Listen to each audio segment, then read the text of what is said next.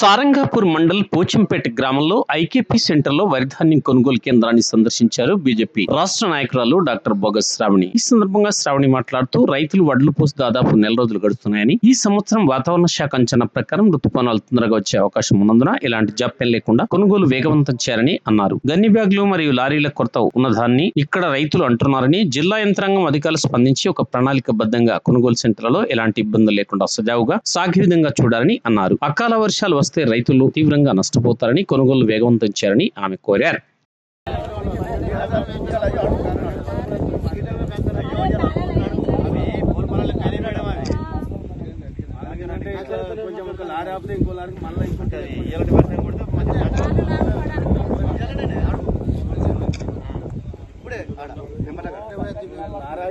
ఇంకో కిలో ఎక్కువ అంతే.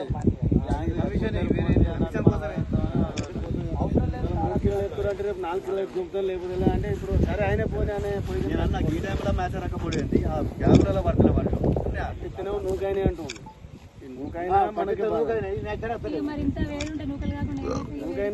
నూకైనా కట్ చేసుకుంటాం.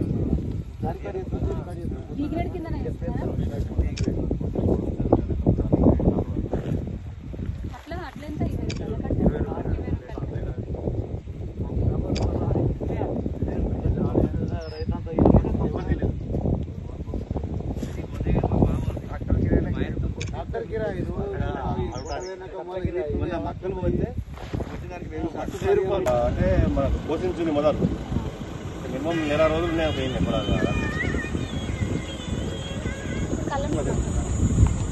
రోగినవి కూడా దాదాపు మినిమం 11 రోజుల దాకా ఉంటున్నాయి. ఏం సేవ చేసిన నీళ్ళు తెమ్మంటే మేము పట్టుకపోయి రైతులమే మనం అలా కింద పడ్డ వాటిలో వాళ్ళు జోక్కున్నాక అలా సంచుకు సిలాయి చేసినాక అలా కింద తట్ల పడ్డాయి కూడా ఎత్తి మనల్ని పోయి అంటారు. మళ్ళీ లేకపోతే నీ తట్టు తీసుకుపోవాలంటే మేము ఎత్తాను.